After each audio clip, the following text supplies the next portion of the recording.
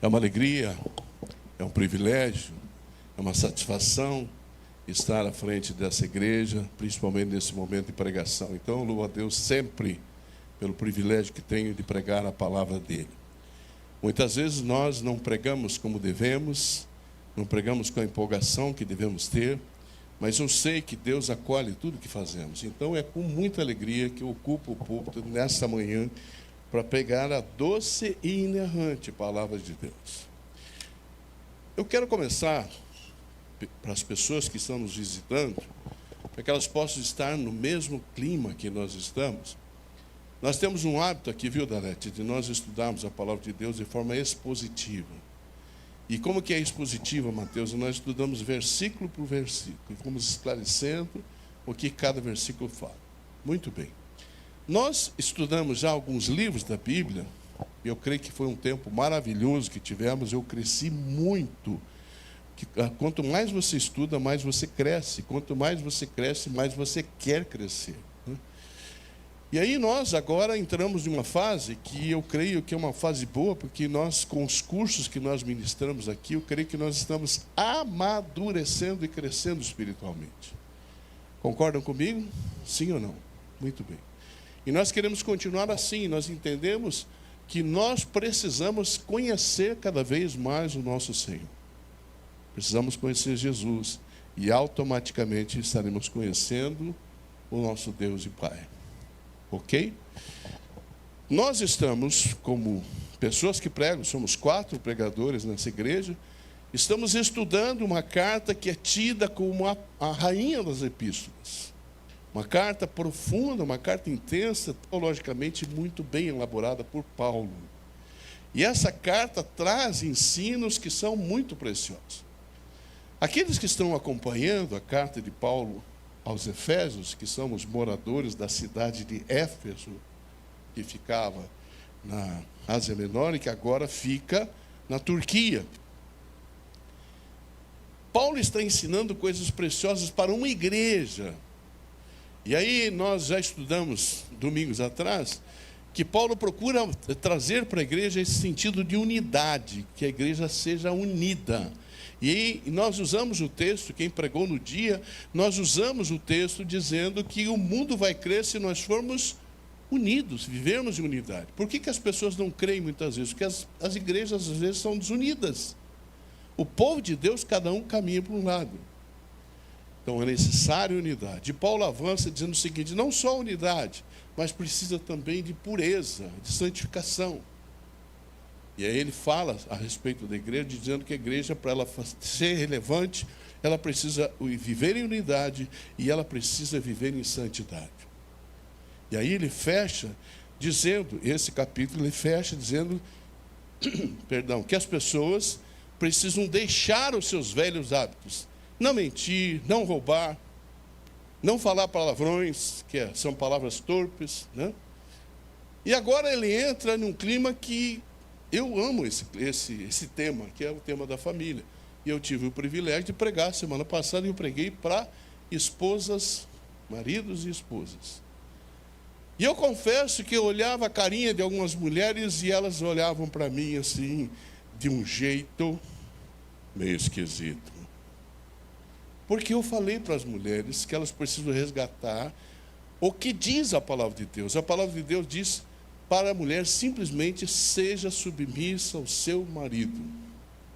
E eu disse, mulheres, vocês não são inferiores, vocês não são capazes do marido, vocês não são escravos do marido, vocês andam junto com o marido. Só que Deus criou uma estrutura em que Ele diz que o homem é o cabeça. Eu não tenho como mudar isso, queridos. Se você não concorda com isso, vá conversar com Deus sobre isso. Mas o homem é o cabeça. Agora veja, Paulo usa uma figura maravilhosa, porque ele usa para o marido Jesus Cristo. Essa analogia que ele faz, o marido é Jesus e a esposa é a igreja. E aí ele diz, assim como a igreja é submissa a Cristo, a mulher deve se submissa ao seu próprio marido. E aí, quando ele usa a figura do homem, ele diz assim: assim como Cristo amou a igreja a ponto de dar sua vida por ela, assim o homem deve fazer por sua esposa. Então pensem comigo. Se a mulher receber do seu marido o amor como Cristo amou a igreja, ela tem dificuldade de se submeter ao marido, sim ou não? Não tem, queridos. Algumas ficaram reticentes. Acorda, tu que dorme, mulher. O homem, quando ele é um exemplo para a mulher, quando ele dá segurança para a mulher, quando ele ama a ponto de dar a sua vida por ela, não existe mulher que não queira submeter ao seu marido. E a submissão aqui não é obediência total e cega. A submissão é andar junto, ser auxiliador e dona, meu bem, não é por aqui, vamos fazer isso. A mulher não se anula, pelo contrário, ela está junto com o seu marido, porque o marido tem uma missão. Agora eu queria, no bom sentido, desafiar vocês, mulheres. Se o seu casamento não está 100%, você está 100% do jeito que está, continue. Se tiver contra a vontade de Deus, mude. Mas se não está, experimente a palavra de Deus uma vez. Esqueça essas ideologias, essas porcarias que tem por aí. E volte à essência do lar cristão, em que tem um homem que é o líder, que é o cabeça do lar, e que tem uma esposa que está junto com o seu esposo, com o seu papel de auxiliar o seu esposo. Deus é o nosso auxílio. Em algum momento nós dissemos que Deus é inferior a nós, mas a Bíblia diz que Ele é o nosso auxílio. Então, quando a mulher é auxiliadora, ela é inferior ao marido? Pelo contrário. Se o marido for esperto, no bom sentido, ele vai contar sempre com o conselho, com a ajuda da mulher, com a opinião da mulher. Eu quero encerrar isso, porque de repente eu posso ficar chato com vocês, tá bom? Volte à essência da palavra, ver se dá certo. Se não der certo, vocês falem comigo depois. Estou pronto para as borrachadas. Hoje nós vamos entrar num relacionamento também difícil, entre pais e filhos, entre patrões e empregados. E Paulo, de uma forma brilhante, ele analisa esses dois relacionamentos que, de uma maneira tão simples, mas tão profunda, tão intensa, que não tem como nós resistirmos ao ensino bíblico. E eu vou te mostrar isso nessa conversa que nós vamos ter, tá bom? Só para você ter uma ideia, porque eu vou dividir em 4 blocos esse ensino, tá? O primeiro bloco eu vou falar qual que é o dever do filho para os pais. Depois eu vou falar para você o dever dos pais para com os filhos. Depois eu vou falar para você do dever dos empregados para com seus patrões ou empregadores. E por final, os empregadores para com os empregados. Tá claro? Hoje em dia, vocês que são mais atuais, ainda é essa expressão empregado, empregador, colaborador, tá, seja como for, tá bom? Empregados e empregadores. Muito bem. Vou entrar nessa área dos filhos em relação aos pais, só para você ter uma ideia. A realidade, quando Paulo escreve isso, foi um ensino revolucionário de Paulo. Porque ele está falando numa igreja em que ela tinha o costume, a vivência da época era o seguinte: os pais tinham o poder total sobre os filhos. Vocês têm uma ideia, um pai podia casar um filho, divorciar um filho, podia prender o filho, podia fazer qualquer coisa, até matar o filho, era propriedade dele. O filho era propriedade do seu pai. Esta é a realidade que Paulo está enfrentando, está vivenciando. E aí Paulo, de uma forma corajosa, intrépida, ele nos traz algo que com certeza foi para a época revolucionário e talvez seja para hoje revolucionário. Está claro isso? Muito bem. Em nossos dias, nós, em vez de experimentarmos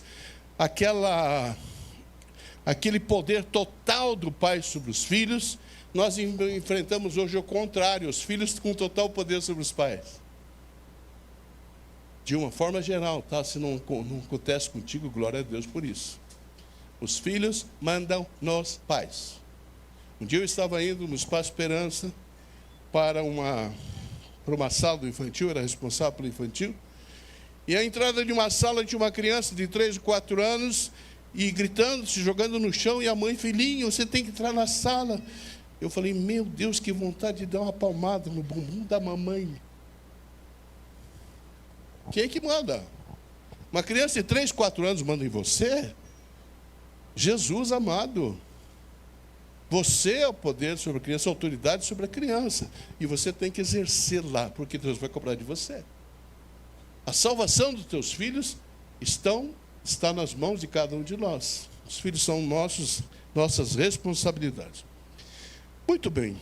Eu vivi uma época em que meus pais eram extremamente duros.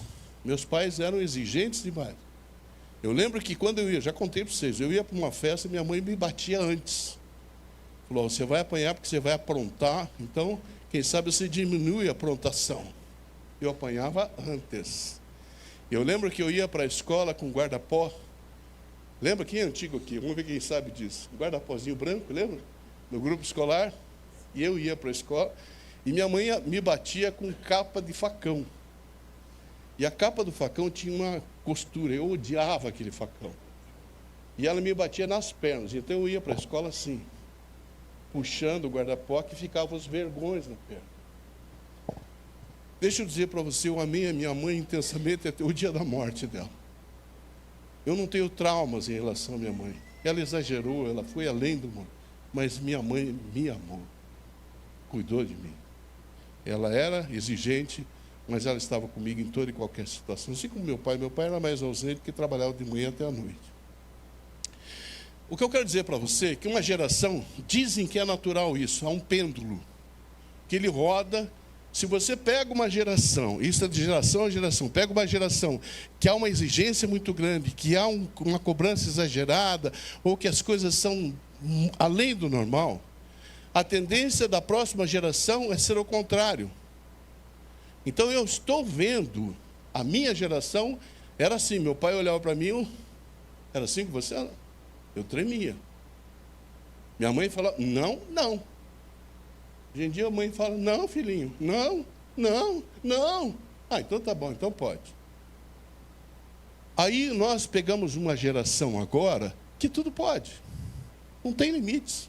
Eu estou falando de uma forma geral, se você não é assim com você, glória a Deus, tá bom? Não pega para vocês. Eu prego para todo mundo, tá bom? Então nós estamos enfrentando um tempo difícil, porque se naquela época o pai podia até matar o filho, hoje o pai às vezes não consegue nada com o filho, porque o filho não obedece. O filho não se submete a seu pai. Muito bem. Eu vou ler o texto, acompanha comigo o texto, e nós vamos entrar nos detalhes, tá? Capítulo 6 de Efésios, nós vamos ler do versículo 1 até o versículo de número 9, tá?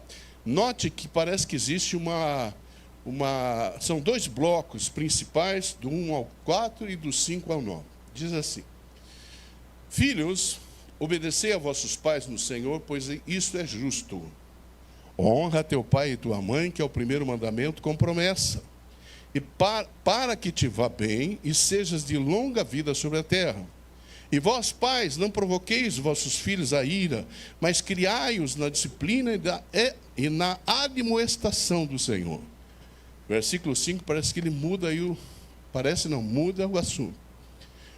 Quanto a vós outros, servos, obedecei a vosso Senhor segundo a carne, com temor e tremor, na sinceridade do vosso coração como a Cristo. Não servindo à vista, como para agradar a homens, mas como servos, fazendo de coração a vontade de Deus, servindo de boa vontade como ao Senhor e não como a homens. Versículo 8, certos de que cada um, se fizer alguma coisa boa, receberá isso outra vez do Senhor, quer seja servo, quer livre. Último versículo 9, e vós, senhores, de igual modo procedei para com eles, deixando as ameaças, sabendo que o Senhor, tanto deles como vosso, está nos céus, e que para com ele não há acepção de pessoas. Pai, nós lemos a tua palavra, e agora eu necessito desesperadamente da ação do teu Espírito Santo na minha vida e na vida de todos que aqui estão. Abre o nosso entendimento, clareia a tua palavra para nós, traz luz à tua palavra, para que nós saímos desse lugar edificados pela tua palavra. Eu me coloco diante do Senhor, eu me prostro diante do Senhor, eu me entrego ao Senhor nesse tempo, pedindo que o Senhor use me use para a tua glória. Em nome de Jesus. Amém. De todo o coração, espero que eu possa clarear a Bíblia, abrir a Bíblia, trazer luz sobre a Bíblia para você, tá bom? Muito bem. O primeiro bloco são 4 blocos. O dever dos filhos, o dever dos pais, o dever dos empregados e o dever dos patrões ou dos empregadores, tá bom? E eu vou trazer para você. Muito bem. Questão dos filhos. O dever dos filhos em relação aos pais. Paulo menciona no texto 3 motivos para que os filhos obedeçam seus pais. E eu vou ser bem didático, isso não é meu, isso pertence a um homem chamado Hernandes Dias Lopes, que eu uso, o livro dele se sabe, eu sempre digo isso para você, o livro dele e do John Stott são a base dos nossos estudos aqui, tá bom? Então, veja, porque os filhos obedecem aos seus pais. Filhos obedecem aos pais porque é natural. Veja o versículo 1. Filhos, obedecei a vossos pais no Senhor, pois isto é justo. Por que você está falando natural? Porque a obediência é natural. A desobediência não é natural. Quer dizer, a dificuldade, o antinatural é a desobediência. Veja, quando eu falei de pais, os marido e esposa, eu disse que a mulher é submissa ao seu marido. Veja que é diferente.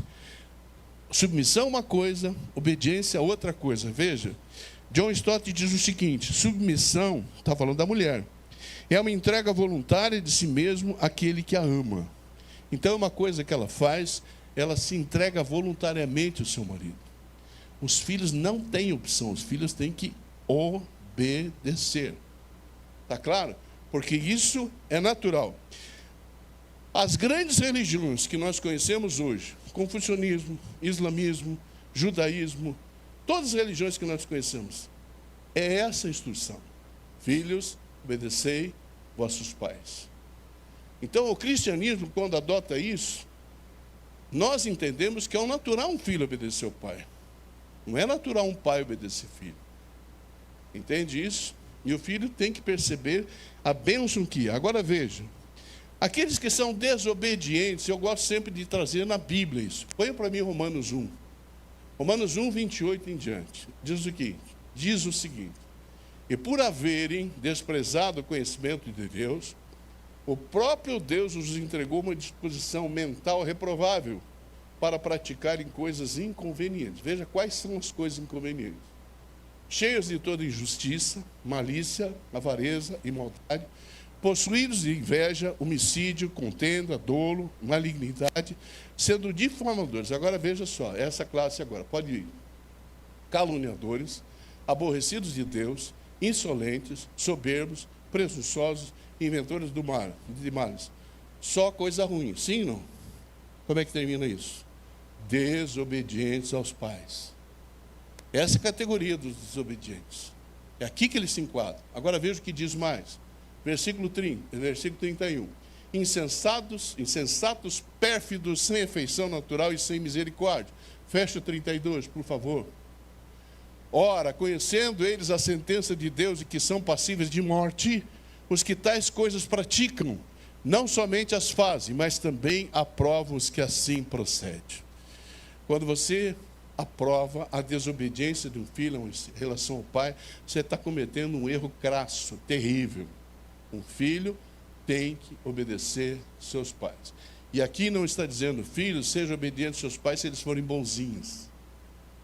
Você só está livre da obediência ao seu pai se o teu pai pedir alguma coisa que seja contra a lei de Deus. Filho, você vai matar alguém. Não, papai, eu não vou fazer isso. Se não, você tem que obedecer seu pai. Está claro isso? A não ser que ele te peça para acreditar a lei de Deus. Aí você está liberado. Filhos, obedecem aos pais no Senhor. Veja o que diz. Filhos, obedecei a vossos pais, me ajudem, no Senhor. Os filhos devem obedecer porque são servos de Cristo. Eles devem obedecer aos pais por causa do relacionamento deles com Cristo. Hernandes diz o seguinte: em Cristo a família é resgatada na plenitude do seu propósito original. Nosso relacionamento familiar é resgatado porque estamos no Senhor. Porque estamos em Cristo, nossos relacionamentos são purificados do egocentrismo ruinoso. Veja, quando nós estamos no Senhor, as nossas relações são saudáveis. Quando um filho entende que ele tem que ser submisso aos seus pais, porque é assim que agrada o Senhor, ele vai ser submisso, vai ser obediente. Está claro isso para você? O natural é um filho obedecer seu pai, obedecer sua mãe. Terceiro, filhos devem obedecer aos pais por causa da lei. Eu vou ler a lei, versículo 2 e 3, querida, por favor. Diz assim: honra teu pai. Não, 3, isso. Honra teu pai e tua mãe. Não é o 2, perdão, eu que falei errado, desculpa, é o 2. Honra teu pai e tua mãe, que é o primeiro mandamento, com promessa. Siga. Para que te vá bem e sejas de longa vida sobre a terra. Filhos, vocês querem ser longevos? Querem ser prósperos? Está aqui a fórmula. A fórmula é honrar teu pai e tua mãe. Essa é a lei de Deus. Os filhos têm que obedecer a lei de Deus. Os filhos não devem só obedecer, mas amar os pais, respeitá-los e cuidar deles. Agora, é possível obedecer sem honrar meu pai e minha mãe? Vou te dar um exemplo bíblico. O irmão mais velho do filho pródigo fez o quê? Obedeceu o pai ou não? Obedeceu, mas desonrou o pai. Reclamou que ele não tinha o que o irmão mais novo. Não compreendeu o ato do seu pai. Publicamente ele desonra o seu pai. Então tem filhos que obedecem, mas desonram seus pais com suas atitudes. Há filhos que não cuidam dos pais na velhice. Provérbios 23, 22, você tem aí? Provérbios 23, 22. Se você acha para mim, por favor. 23, 22.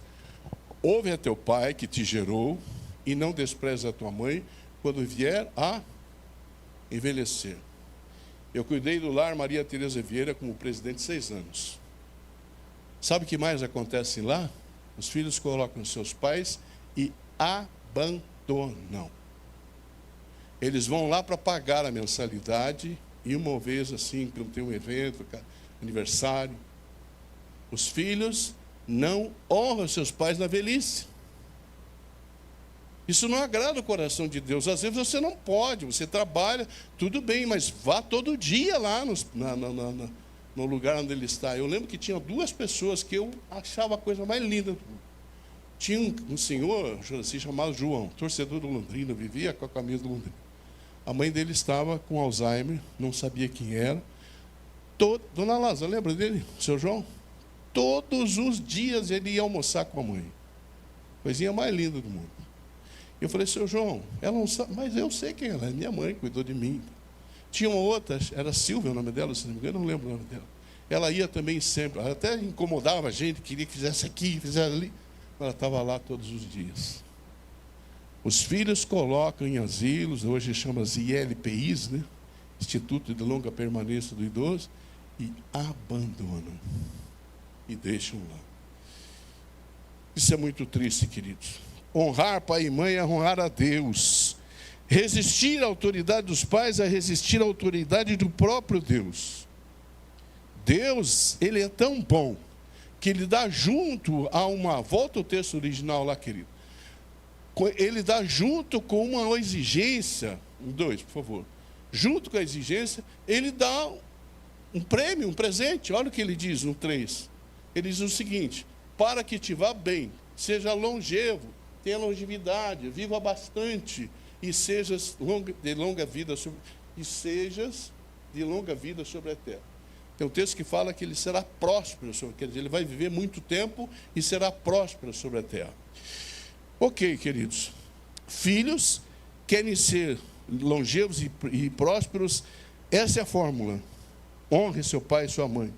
No Antigo Testamento, essas bênçãos eram terrenas e temporais, era através de propriedades que os filhos recebiam. No Novo Testamento, as bênçãos são nas regiões celestiais. Agora eu quero dar 2 dicas para os filhos, que todos nós somos filhos, né? Todos somos filhos. Às vezes nossos pais, nossos pais já se foram, como é o meu caso, mas todos somos filhos e precisamos ensinar nossos filhos. Nós precisamos ouvir os nossos pais. desastres, casamentos errados, perdas, lágrimas, uma série de coisas que acontecem conosco, no nosso casamento, na nossa vida, são porque muitas vezes não ouvimos nossos pais. Certa vez, um rapaz conhecidíssimo de nós, ele me contou a mim, me contou o grupo que nós estávamos, uma história. Ele disse que chegou aos 30 anos e ele falou, bom, a partir de agora não dependo mais do meu pai. Agora eu vou viver, não vou nem perguntar as coisas do meu pai, que acho que agora eu estou bem evoluído. Ele falando isso.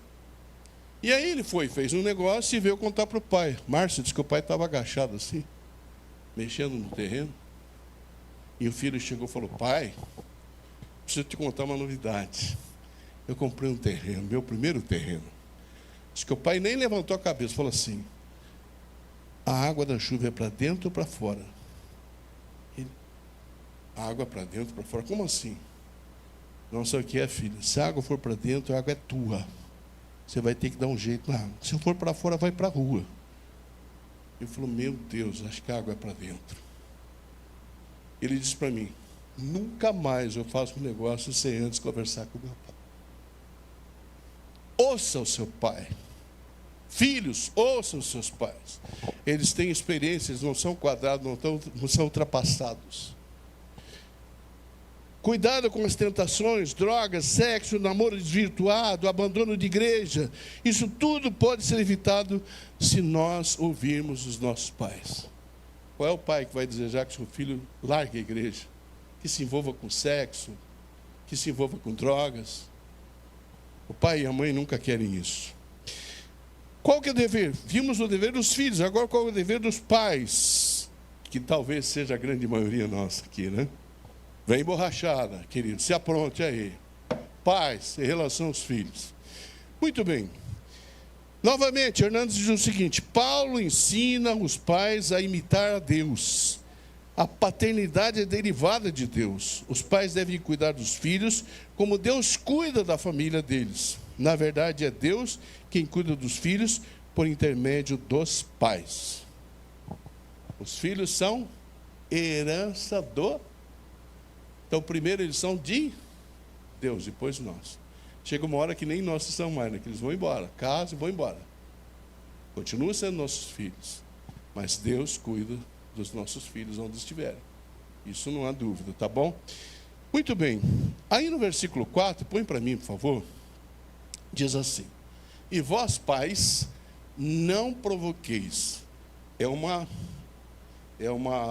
expressão no negativo. Não provoqueis vossos filhos a ira, mas criados na disciplina e na demonstração do Senhor. Essa palavra que Paulo está usando é uma exortação negativa que ele está fazendo. E aí eu comecei a pensar como que um pai provoca a ira no filho. Por que um filho fica irado com o pai? E eu coloquei algumas coisas aqui, tá bom? Não me atirem pedras, irmãos. Só ouça. Primeiro, um filho fica irado com seu pai quando o pai não exerce autoridade. Um filho fica irado com seu pai quando não é modelo para o seu filho. Quando maltrata a esposa. Quando não investe tempo no relacionamento com o filho. Quando é ausente. Quando excede a proteção, o favoritismo. Tem pai que diz assim, aquilo que eu não tive vou dar para os meus filhos. Não é assim que funciona. Você não tem que dar tudo para o seu filho. Eu vejo, às vezes eu vou em algumas casas, meu Deus do céu, tem milhões em brinquedos. E não exagero, né? Milhares de... Tem brinquedo, tudo que é tipo. A criança nem consegue brincar com tanta coisa. Meu Deus, por que isso? Dá mais amor, dá mais carinho, dá mais atenção. Fica mais próximo, não precisa comprar isso tudo. Pergunta ao seu filho o que ele quer de você. Ele quer atenção sua, ele quer estar perto de você. Para brincar pode ser, mas quer a tua atenção. Um pai provoca a ira aos filhos quando ele sempre está descontente com o desempenho do filho. Meu pai dizia para mim, você não tem jeito para nada. Ele era muito habilidoso com as mãos. Ele trabalhava com a parte da elétrica, hidráulica. Eu não sei fazer nada disso. Eu acho que ele criou um bloqueio em mim que eu não tenho ojeriza de mexer com essas coisas. Mas meu pai falava isso. Ele me chamava de pé de rastelo, cabeça de martelo. Era assim que me chamava. Até um dia que ele ia morrer, eu levei para o Rio de Janeiro. E pela graça de Deus, ele viveu mais 8 anos. Meu pai mudou comigo. E eu tinha essa raiva do meu pai. Até que minha filha me encostou na parede e falou: pai, por que você não fala do teu pai? Não, porque ele já era morto. Não é normal um filho não falar do pai. E aí essa minha filha me levou a perdoar meu pai. E aí eu fui fazer um curso de coach e o pessoal falou assim: você tem que ressignificar a vida das pessoas. E eu fui ressignificar a vida do meu pai com a educação que ele recebeu. Ele trabalhava das 8 da manhã até as 10 horas da noite. Ele trabalhava numa empresa e trabalhava como inspetor de alunos. 5 filhos, todos estudaram. Nenhum se perdeu. Eu tenho que valorizar meu pai, não tem? A educação que ele recebeu não tinha como ele me dar nada diferente. Você entende? Então é assim, sabe? Os pais muitas vezes são limitados, mas precisam no Senhor corrigir isso. Quando ele não reconhece as diferenças entre os filhos, quando ele é indiferente, ele é insensível, quando não dialoga, quando não se importa com a opinião do filho, quando não percebe o crescimento do filho, quando prefere amigos, futebol, carreira, tudo em vez do filho. Por último, eu quero dizer para você, um filho fica irado do seu pai quando o pai não impõe limites aos filhos. O filho precisa de limite. Isso pode, isso não pode. Até aqui você pode ir. Eu vou te contar uma história de um rapaz, me chocou isso. Faz muito tempo isso. Ele chegou e disse para mim assim: pastor, meu pai não me ama. E eu conheci o pai dele, eu falei: não, como não te ama? Que amor é esse? Ele disse assim para mim, ele tinha 15 anos. Que amor é esse? Ele nunca me disse não. Ele nunca disse o que eu podia, o que eu não podia fazer. Tudo que eu fazia, ele aceitava. Que amor é esse? É claro que eu não deixei assim, não ia expor o pai. Eu falei: não, querido, converse com o seu pai e fale com ele. Mas aquilo me doeu o coração. O filho falou assim: que amor meu pai tem por mim quando nunca me ensinou que é certo e errado. Nunca disse isso você não pode fazer. Tem pais que é assim. Eles não querem se dispor com o filho. Trabalha o dia inteiro, chega em casa e não vou me dispor. Tem que corrigir, tem que disciplinar, tem que falar: isso não pode. Porque senão a polícia militar depois vai corrigir aos 15 anos, aos 16 anos. Nós temos que corrigir na tenra idade. Tem pessoas preparadas aqui e eu posso dizer, ela vai confirmar. Dos 3 aos 5 anos, você define o caráter das crianças. Depois disso, queridos, é só salvação, só conversão. É nessa idade que você tem que trabalhar o teu filho, impondo limites. Muito bem. Depois, no versículo 4, há 4 exortações positivas: criai-os, disciplina, admoestação e Senhor. Eu vou trabalhar isso rapidamente. Diz assim, queridos, pais devem cuidar dos filhos física e emocionalmente. Criai-os. Essa expressão que eu vou trabalhar. Criai-os. Essa palavra grega é ektrepo, que quer dizer criar, quer dizer nutrir, alimentar. Calvino dizia o seguinte, que essa palavra quer dizer: sejam acalentados com afeição. As crianças precisam de segurança, de limites, de amor e de encorajamento, para que elas cresçam sadias. Pais precisam exercer a disciplina. É outra expressão, disciplina. A palavra é paideia no grego, quer dizer disciplina. Ela tem o sentido de treinamento por meio de discipulado. A palavra disciplina e discipulado tem a mesma raiz. Está claro? Muito bem. A disciplina ocorre por meio de regras, normas, recompensa e castigo. Tem pais que não conseguem dar um castigo para o filho. Não conseguem corrigir o filho. Isso será cobrado de você, querido. Olha o que diz os textos de Provérbios. Espero que não tenha nenhuma instituição governamental aqui, tá?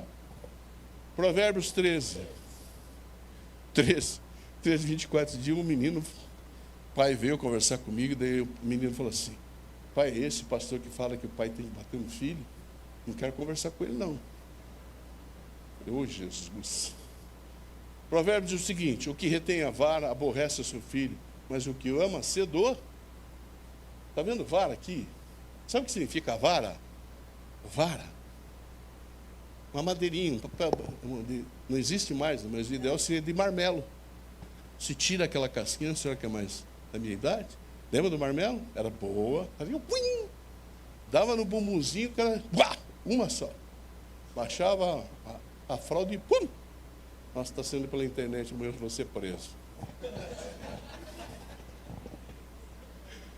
Muito bem, o que mais que eu quero mostrar para vocês? 19:18, que diz: castiga teu filho enquanto há esperança, mas não te excedas a ponto de matar. Minha mãe não leu isso aqui, entendeu? Quase que ela chega lá. 22:15. Eu tenho que dar uma refrescada, senão eu não vou aguentar a pregação. 22:15. A estultícia está ligada ao coração da criança, mas a vara, aqui, vara, da disciplina, afasta dela. Se você não precisar bater, glória a Deus, mas tiver que dar umazinha, tá? Sabe, não fala assim, você recebeu essa varadinha porque você assistiu televisão mais, você derramou. Você fala porque você desobedeceu. Toda vez que ele desobedecer, faz isso. Porque quando ele crescer, Deus vai dar varada nele. Dá em nós ou não? Só em mim que ele dá. E eu aprendo o seguinte: quando eu levo a varada de Deus é porque eu desobedeci. É didático isso, tá bom? Muito bem. Se fustigares com a vara, não morrerá. Veja que eu estou inteiro. A mãe me fustigou com a vara, com chinelo, com bainha de facão, e eu estou aqui. E amei minha mãe até o último dia da vida dela. Muito bem, queridos. Agora é o mais importante, esse que eu quero que você entenda. 23, olha, ponha para mim 23, 13 e 14. Olha o que diz aqui. Não retires da criança a disciplina, pois se a fustigares com a vara, não morrerá. Agora veja o que diz aqui. Tu a fustigarás com a vara e livrarás a sua alma da onde? Está claro isso? O limite tira o filho do inferno. Isso pode, isso não pode. Isso agrada a Deus, não, isso não agrada a Deus. A gente só vai saber na hora que eles ficarem velhos. Daí talvez você nem esteja mais aqui. Muito bem, queridos. Na história bíblica, nós vemos alguns pais que foram omissos, foram pusilânimes. Minha mulher pergunta: o que é pusilânime? Covarde. Veja só. Você lembra o que aconteceu com Eli? Os filhos deles aprontavam e as pessoas diziam, Deus falou para ele: os teus filhos se tornaram execráveis e você não corrige. Simplesmente Eli perdeu o seu, caiu na cadeira, quebrou o pescoço e morreu, e perdeu o seu sacerdócio. Veja, pessoas preciosas como Davi, queridos, não tinha controle sobre os filhos, fazia o que bem entendia. Davi não tomava uma posição, o cara frouxo com os filhos, mas era o grande general, grande comandante. Tem gente que fora de casa é o cara, em casa, uma ovelhinha. Veja um outro caso, Samuel. Samuel é um cara admiradíssimo. O que aconteceu com os filhos dele? As pessoas, Deus falou para ele, as pessoas falaram: os teus filhos aprontam e você não faz nada, cara. Esse cara que foi lá confrontar Saul, esse cara que ungiu Davi, esse cara que tinha autoridade sobre as pessoas, os filhos ele não corrigia. E os filhos aprontando. Então corrija seu filho, para que ele não envergonhe você. Está claro isso? Não? Agora veja que interessante. Você vai disciplinar seu filho. Disciplinar e fazer discípulo é a mesma raiz. Quem pode fazer isso é quem tem domínio próprio. Para você disciplinar, porque senão você espanca, exagera, grita, maltrata. Tem que ter domínio próprio. Minha mulher falava assim para mim. A gente começou a adotar a varinha. Ela falou: vamos botar lá no quarto. Aí toda vez que você for bater nas meninas, você vai pensando: Senhor, me controla, Senhor, me controla, Senhor, me controla. Quando pegar a varinha, já está mais tranquilo. Você está entendendo? Tem que ter domínio próprio. Muitas vezes eu não fiz assim. Lá no carro, elas brigando, eu beliscava assim. Corrigia, mas ficava, né, aquele roxo na perna das meninas. Lembra, Sula, disso, querida amada? Essa é a minha vingança. A Sula falou assim: quando você ficar velho, eu vou te pôr no sol todos os dias. Beleza, filha? Só tira depois, né? Que senão... Muito bem. Vamos lá, gente. Olha só, queridos. Que direito tem um pai de disciplinar um filho se ele mesmo é passível de disciplina? Que direito ele tem de disciplinar se ele não é exemplo para o filho? Russell Shedd diz o seguinte: a palavra paideia representa o treinamento que produz reação automática no filho. Quando o pai chama, ele vem. Será que acontece isso hoje? Pai, filho, vem cá. Daqui a pouco. Já vou. Cara, meu pai fala: vem aqui, João. E se eu não fizesse isso? É o exagero. Mas eu obedeci meu pai pelo medo. Você tem que inspirar teu filho. Filhão, vem cá. Então eu acho bonito pais que têm autoridade sobre os filhos. Sabe, no amor, estar junto com os filhos. Muito bem, queridos. Pais devem ensinar a palavra. A admoestação é a palavra noutesia, quer dizer educação verbal. Significa educar eficazmente por meio da palavra falada, seja de ensino, de advertência, seja de estímulo. Shedd diz o seguinte: essa palavra noutesia quer dizer que os filhos devem começar desde pequeninos a distinguir entre o que é certo e o que é errado. Devem ser instruídos acerca do que é certo e errado, segundo o que Deus fala em sua palavra. Deixa eu dizer uma coisa para vocês. Quando você nasceu um filho, você diz assim: ai, é um anjinho. Não é anjo não, cara. A estultice está ligada ao coração da criança. Mas a vara da disciplina corrige isso. Deixa eu dizer para você: o filho nasce com a natureza pecaminosa que você e eu temos. Você tem que corrigir. Ensina a criança no caminho que deve, não o que ela quer. Um caminho que deve andar. E ainda quando for velha, não se desviará. É responsabilidade nossa de corrigir as distorções, porque ele já vem com problema. Você entendeu? Nós temos que corrigir. Se eu não corrijo, eu vou ter problema para frente. Muito bem. Quarto, pais devem dar educação cristã. Veja que ele diz do Senhor o texto. Ele está falando que é do Senhor. Muito bem. A expressão do Senhor revela que não é o Estado, não é a escola, não é a igreja que dá educação cristã, mas sim os próprios pais. Os pais hoje terceirizam a educação dos filhos, principalmente a cristã. A criança passa meia hora na igreja e eles acham que é o conteúdo suficiente. Gente, não tem jeito.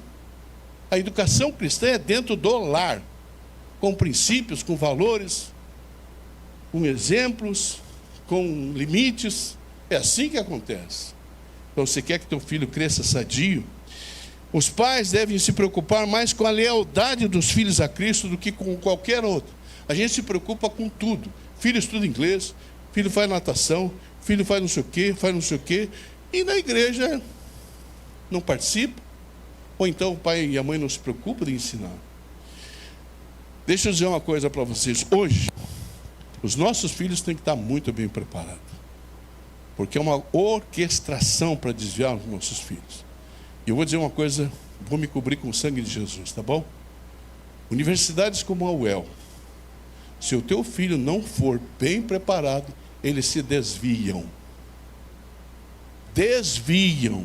Eu conheço pais que choram até hoje porque seus filhos abandonaram a igreja, abandonaram a fé. Eles têm que estar muito fortalecidos. Então eu vou te dar uma sugestão. A UEL sempre foi exemplo, modelo para o Brasil inteiro. Mas hoje em dia, queridos, e eu estou falando isso com temor no meu coração, quero que você cuide dos seus filhos. Isso não anula o ensino que eles dão, a qualidade dos professores, não é isso, você entendeu? Mas há uma ideologia que afasta a pessoa de Jesus.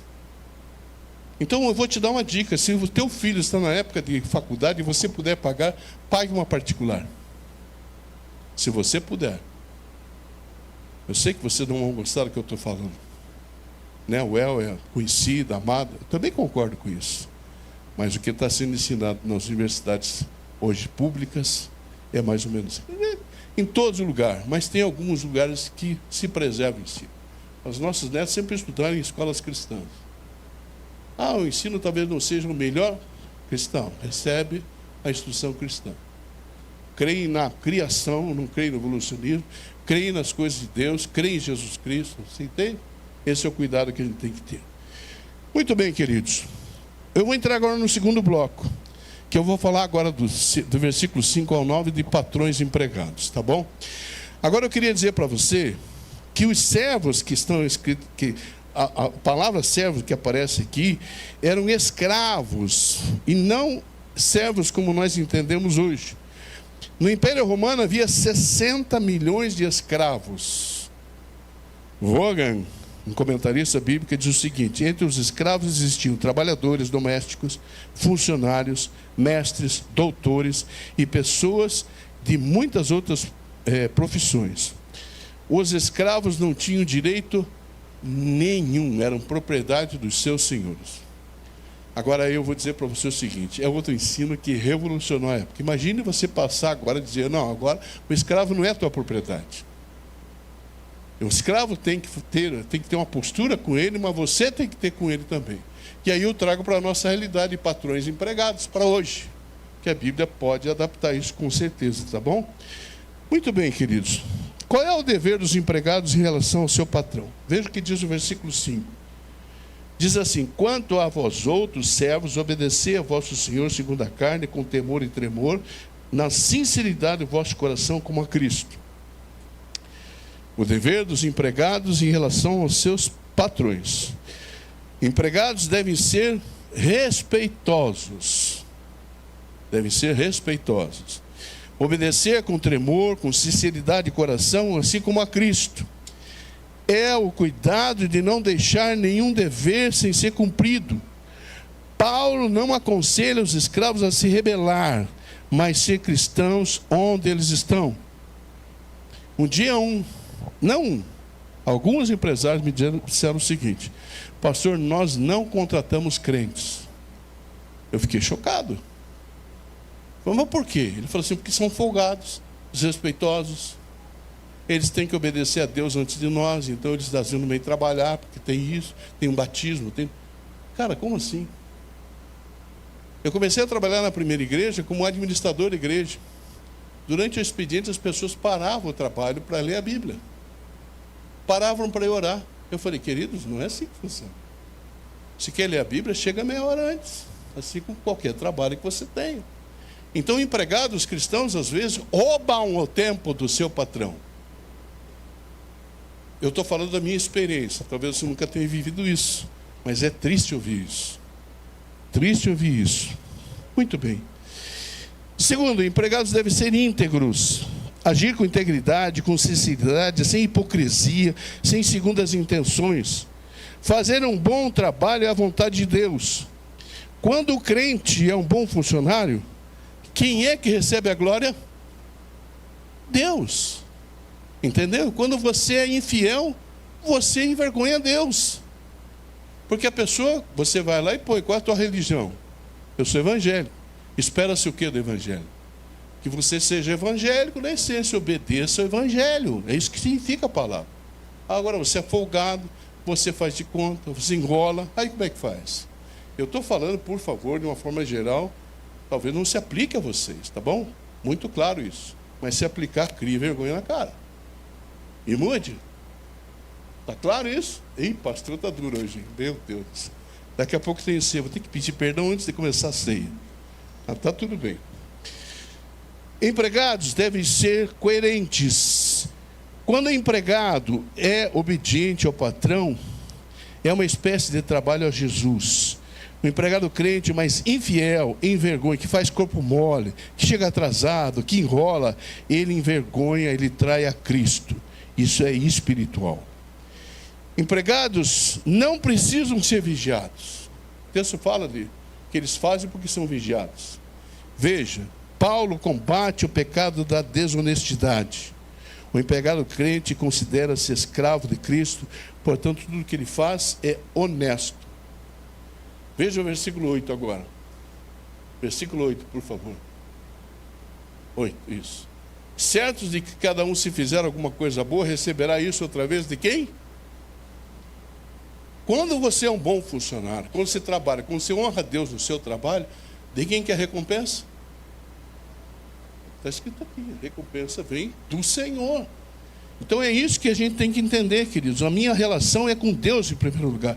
Eu não sou um engenheiro crente. Eu não sou um médico crente, eu não sou um psicólogo crente, eu não sou uma secretária crente. Eu sou um crente médico. Eu sou um crente secretária. Em primeiro lugar, eu sirvo a Deus. Está claro isso para você? Nós precisamos localizar quem nós somos. Todo bem que fizer, voltará a Ele próprio, recebendo a recompensa de Cristo. Olha o que diz Colossenses 3. É a mesma instrução que ele está dando para empregados e patrões. Tudo, volta um pouquinho, 22, 21, põe, quero ver. Pois não irriteis os filhos para que não fiquem desanimados. 22. Servos, obedecei em tudo. Está falando de servo, está vendo? Obedecei em tudo ao vosso Senhor. Daí posso passar para o 23. Tudo quanto fizerdes, fazei de todo o coração, como para quem? E não para e o próximo. Cientes de que recebereis do Senhor a recompensa da herança. A Cristo, o Senhor, que estáis servindo. Você tem que entender que o lugar que você está é uma agência do reino de Deus. Você está lá para fazer diferença. Para você ser honesto, correto, para você produzir para o seu patrão, para que ele cresça, automaticamente você vai crescer também. Está claro isso? Muito bem. Agora o último dever que existe é dos patrões em relação aos empregados. Aqueles patrões que tinham o pátrio poder, vamos dizer, o poder total sobre os seus funcionários, agora eles ouvem algo que é revolucionário. Espera aí, não é mais assim agora. Os homens e as mulheres não pertencem a vocês. E olha o que ele mostra no texto. Eu vou ler um por um aqui. Há 3 verdades no versículo 9. Passa para o 9, por favor. E vós, senhores, de igual modo procedei para com eles, deixando as ameaças, sabendo que o Senhor, tanto deles como vós, está nos céus, e que para com ele não há acepção de pessoas. Queridos, há 3 verdades importantes: um princípio, uma proibição e um estímulo. Diga comigo: um princípio, uma proibição e um estímulo. Qual é o princípio? O princípio é da igualdade diante de Deus. Se você é patrão e espera ser respeitado, você deve respeitar. Se você espera receber serviço, preste serviço. Paulo não admite superioridade privilegiada dos patrões. O patrão tem que entender que ele não deixa de ser servo de Deus. O patrão não pode explorar seus empregados. Queridos, eu tomei uma decisão, queria só contar isso para vocês. Eu não negocio com gente pobre, com gente que tem dificuldade para poder se manter. Pessoas dizem assim: isso aqui custa R$5. R$5. Eu um dia tomei uma decisão. A gente aperta onde? No mais simples. A gente negocia com aquele que não sabe negociar. Você tem que negociar com os tubarões, com os grandes. Então respeita o mais pobre. Quer dizer, paga, a não ser que ele está exagerando. Você sabe o preço das coisas. Senão não fique regateando. Pague. Ajude aquela pessoa, tá bom? E assim o patrão tem que fazer com o seu empregado. Pagar o que é justo para ele. Não explorar o empregado. A proibição qual é, queridos? Não ameaçar. Eles ameaçavam. No tempo dos escravos, os escravos viviam sob o medo da ameaça. Os empregados devem ser tratados com bondade, com respeito, nunca com violência e humilhação. Ah, o cara é folgado, manda embora. Não é um bom funcionário, despeça. Agora, se você fica com um funcionário que é bom, trate bem, com respeito. Preserve o funcionário. O respeito motiva e o empregado rende mais. O patrão oprime o empregado quando paga um salário inadequado para ele. E por fim, o incentivo vem do céu, sabendo que o Senhor, os patrões crentes são responsáveis diante de Deus pelo modo como tratam seus empregados.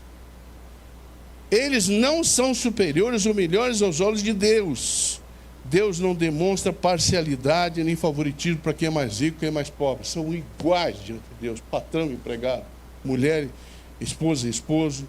O patrão que se esquece que tem um Senhor no céu, fracassa em ser um bom patrão na terra. Oh, Jesus amado, querido. Quero terminar. Você é filho? Obedeça seu pai. Honre seu pai e sua mãe. Quer dizer que eles sejam bonzinhos, que eles sempre acertem. Honre seu pai e sua mãe.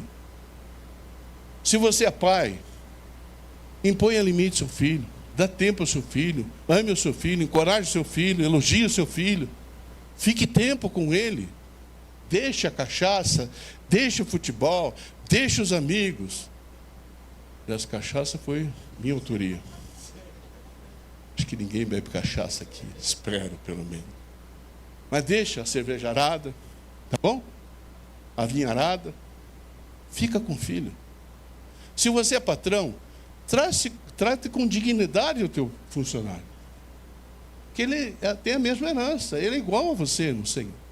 E você, empregado, não enrole. Não faça corpo mole. Trabalhe com tudo que você pode. Eu quero terminar dando um exemplo, pessoal, não me levem a mal. Eu trabalhei 14 anos numa empresa multinacional, eu fui promovido 10 vezes. Ao seu exemplo, não, eu fui esperto. Tudo que eu precisava fazer para ser promovido, eu fazia antes. Tem que fazer o curso tal, tem que bater a meta tal, tem que fazer aquilo, eu sempre promovido. Aí Jesus entrou na minha vida e bagunçou tudo. Eu tive que sair da empresa, pedir demissão. Até hoje os caras não entendem por que eu saí da empresa. Então, concluir para vocês, seja exemplo e seja em qualquer função que você esteja. Eu vou orar e nós vamos ministrar a ceia. Tudo bem? Alguém pode avisar as crianças para elas descerem? Já foram? Pai, obrigado, Senhor, pela simplicidade da Tua palavra. Porque, Senhor, muitas vezes nós queremos complicar. Porque nós queremos ouvir esses ensinos que vêm de fora da igreja, que vêm de fora da Tua palavra, que contradiz a Tua palavra. Por que nós somos assim, Senhor? Que o Senhor esteja nos mostrando a simplicidade do Teu Evangelho e aquilo que realmente funciona no nosso lar. Porque nós queremos lares que sejam saudáveis, relacionamentos saudáveis, que agradem em primeiro lugar o Teu coração, Pai. E que nossas famílias sejam uma agência do Teu reino, Senhor, na simplicidade, na paz, no amor, na harmonia, que possamos viver na essência do Teu Evangelho. Nos ajuda nas nossas debilidades e nas nossas fraquezas. É o que eu te peço, agradecido, no nome de Jesus. Amém. Recebam a bênção, queridos. O grande e maravilhoso amor de Deus, a graça do nosso Senhor e Salvador Jesus Cristo, o consolo, o ensino, a unção do Espírito Santo esteja sobre a sua vida, sobre a sua casa e sobre todo o povo de Deus espalhado pela face da terra, hoje e para todo sempre. Amém, aleluia. Dá um abraço em 1, 2, 10 pessoas, eu te espero na porta.